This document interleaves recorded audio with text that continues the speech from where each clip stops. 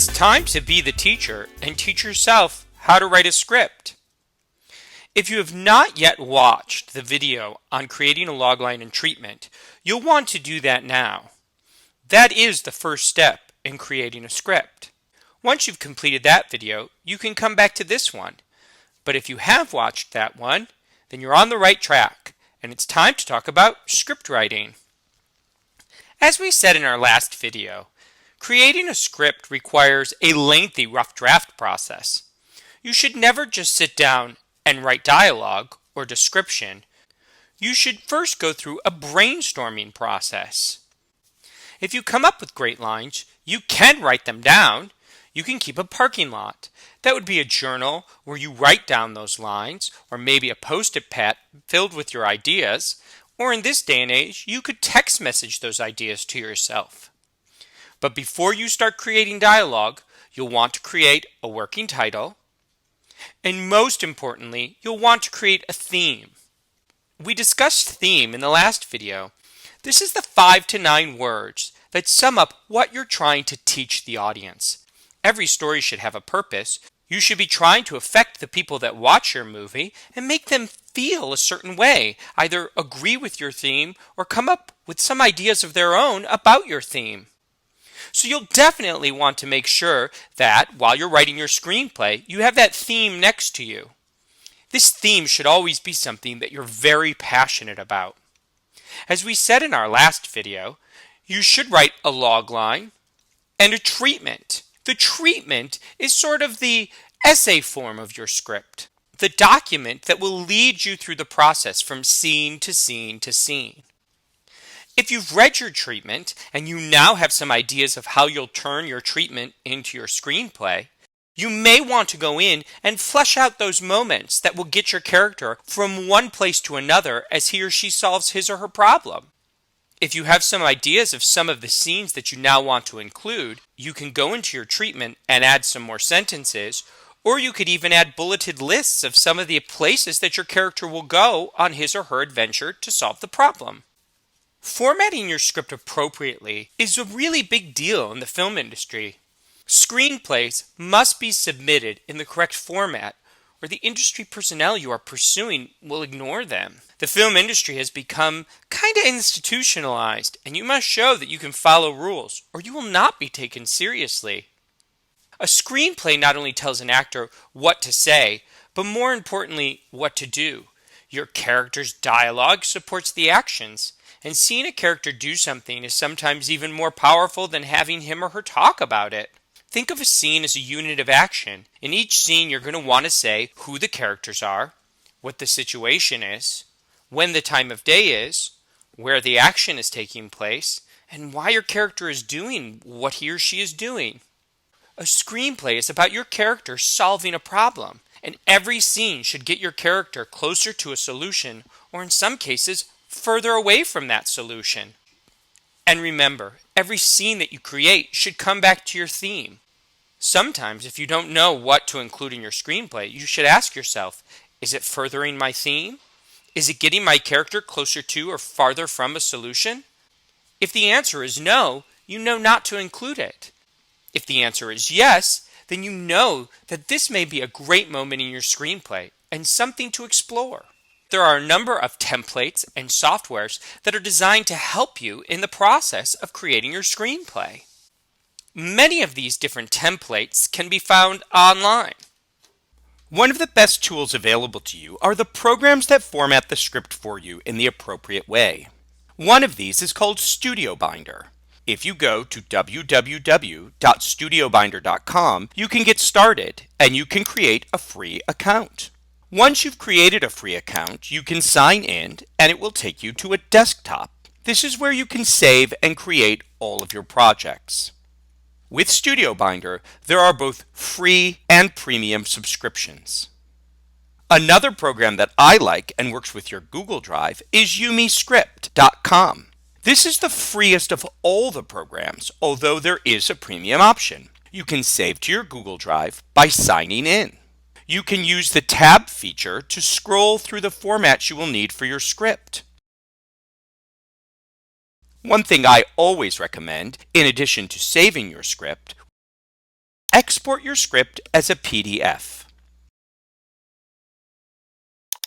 This way, if there is any issue with saving, you can copy and paste your work right back into a new document.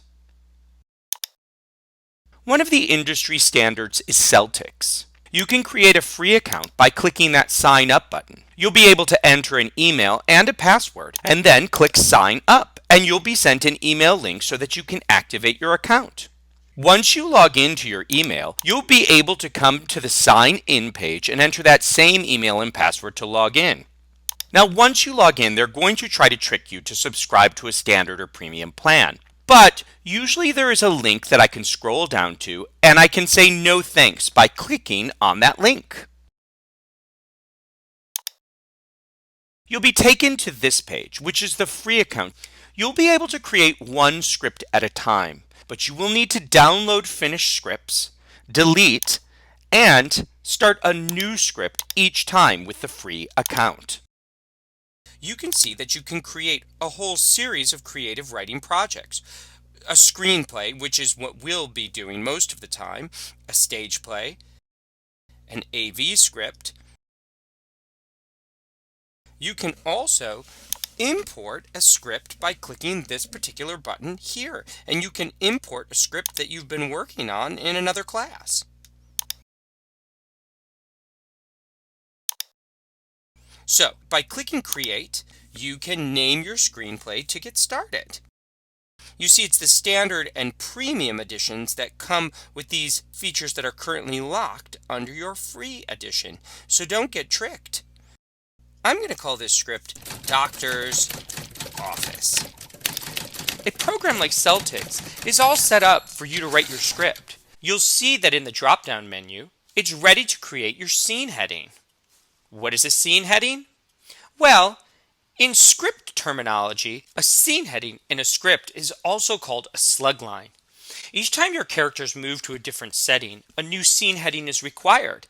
The slug line is always in capital letters, and slug lines are typed on one line with some words abbreviated, but all words in caps. You start with int or ext, that means interior or exterior. And then you say the place the scene is listed before the time of day when the scene takes place. The great thing about Celtx is it's ready to type your slug line in the appropriate format. If you go to your drop-down menu and select scene heading, you can just type IN and int will pop up. And same thing, if you hit an E, X will pop up. It's always interior or exterior because that's where a movie takes place, inside or outside. You may have been asking yourself, hey, wait a minute, what is that IE and that EI? Well, IE and EI just means that you're going to be in a car, because then we have to be both inside and outside at the same time. There are some other times when that option may be used, but EI and IE are mostly reserved for car scenes, and POV, well, that's a point of view scene, but they aren't used as often as interior and exterior. Next, we just need the location. Hospital, waiting room. Notice how my slug line is still in all capital letters. I didn't have to do anything. Celtx did it for me. Then I put the time of day. Normally, we either put AM, PM, midday, or evening. This lets the lighting designer know what the lighting is going to need to look like for this particular scene. Notice how the drop-down menu automatically changed to action when I hit the return key. This is because after a slug line, we put some description. Celtx refers to it as action, but really what we're going to be doing is describing our scene. When we're describing a scene, before any scene descriptions, make sure there's an empty space between your slug line and your scene description. Scene descriptions are typed across the page from left to right, margin to margin, and again, Celtx will put it in the appropriate format. Now, there are some rules to scene descriptions. Names of major characters are displayed in all capital letters the first time they are used in a description, and these names always use all capital letters in a dialogue heading. After the characters have been introduced, their names no longer need to be capitalized. So you can see this example here. Kathy sits at the end of the first row of plastic chairs. Kathy is capitalized. But look when we see Kathy again. It's not capitalized. This is very helpful in scripts because when someone's scanning a script to see who's in a scene, they just have to look to the scene descriptions to see the names in capital letters. Remember, people may be in a scene, but they may not say anything. But if it's a main character, then that person will be capitalized in those scene descriptions. Now, the names of minor characters that have no dialogue, like an extra, they are not capitalized in scene descriptions. So you can see here that when the man moans softly or the woman cradles a listless infant in her arms, there's no need to capitalize. That's not a major character. Now, effects that are not made by characters, those do need to be capitalized. You see how in the previous example the man moaned, but moans is not capitalized? That's because the man is responsible for making that noise. The director will tell the actor what to do. When a sound is made by something other than an actor, it needs to be capitalized. This is for the sound department because they'll go through and add many of those sounds in post-production. So we would say something like, a bell rings, and we would capitalize the word rings. Back in Celtx, you'll see that the scene description is pretty easy to type. A loud boom. Now, I'm the one who capitalized that sound. Celtx isn't so smart that it capitalizes a sound when it sees it, or is that hears it.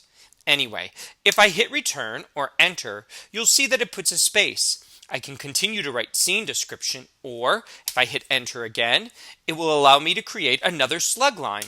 But wait a minute, what about character dialogue? Well, let's go back and hit return. If we go up to our drop-down menu, it's time to switch to character. We put character before dialogue because character is about formatting and placing the name of the character who's about to speak. There are some rules about dialogue and how it's presented. Unlike plays and novels, dialogue in a screenplay is as short as possible. Dialogue is centered on the page underneath a character's name, which is always in all capital letters when used as a dialogue heading. So for example, here we see the doctor, and doctor is in all capital letters. And then we see his line underneath. I'm sorry, the doctor says. A big part of writing a script, especially for beginning writers, is cutting down unnecessary lines of dialogue. Also, don't forget about subtext. Create moments that require the audience to read between the lines. When writing your script, spell out two-digit numbers like 22 and spell out personal titles like Mr. Don't hyphenate long words, breaking them up from one line to the next. Just make sure that it ends up on the next line. Celtx, again, will take care of all of that for you. Back in Celtx, I'm ready to put the name of the character who will be speaking. Celtx automatically capitalizes that character's name. Doctor. What can he say? I'm sorry. When I hit enter, Celtx is ready for the person who will be talking to the doctor. Kathy. And again, it puts that name in all capital letters. When I hit enter, no. When I hit enter again, it's ready for the next person who's going to speak. But wait a minute, what if Kathy's still talking? Well, go up to your drop-down menu and just switch it to dialogue. Celtx will do the work for you. Or, if you want more scene description, select action. Kathy lunges herself at the doctor. Oh, this is getting really dramatic. And now it's time to point something out. If you haven't figured it out already, scripts are very much about action and dialogue. Yes, after your slug line, you want to provide a moment of description where we get an idea of the general setting, but you want to spend more time saying what characters are doing. For example, here we know Dorothy is carrying a basket. Here we know that Toto is standing at attention with his ears perked up. Then, with your dialogue, make sure that you're not treating the audience like they're dumb. You want to use something called subtext. What that is instead of telling the audience exactly what's going on, you want to hint at it through the lines the characters say to one another. So, in this scene, we know that Dorothy is afraid, but she never looks at the audience and goes, "I am afraid." That would be boring. Instead, she points out how scary the woods are, which is backed up by some action, a deep growl from the animals. And then she asks the Tin Man how much longer it will be before they're out of the forest. From those lines, we get an idea that Dorothy is afraid. She doesn't have to tell us. Instead, she shows us through her interactions and her actions. What other things do I need to know about writing a script? Well, there are things like parentheticals. Parentheticals are special instructions to the actor pertaining to the dialogue that follows. Generally, the use of parentheticals should be avoided. Know that if you write a parenthetical, the actor might ignore it or the director will omit it from the script. From reading your lines, I should already know how the lines should be read. You shouldn't have to tell me. If you absolutely must use a parenthetical, they are written in parentheses and under the name of the character speaking. If you describe the way a character looks or speaks before the dialogue begins or as it begins, again, this is typed below the character's name in parentheses. That's where they get the term parenthetical. Back in Celtx, you can see that if I wanted to go up to Kathy's name and add a parenthetical, I could hit Enter, go to my drop-down menu, and select parenthetical. Notice how Celtx takes care of everything for me.